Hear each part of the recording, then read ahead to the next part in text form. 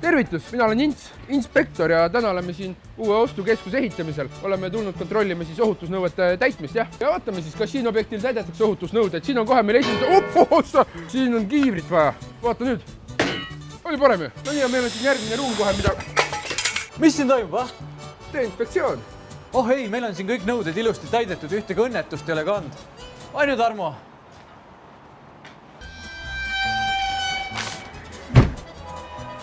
Ei, mis siin, lähme kohe siit meie edasi, et... Kuulge mehed, tingimused ei ole teil siin kiita, aga kuidas palk on? No selles suhtes palk on päris hea, et toob lepapuu olema, et 2 talve kestab, kütab maja soojaks, pere soojas, see on kõige tähtsam, ei või?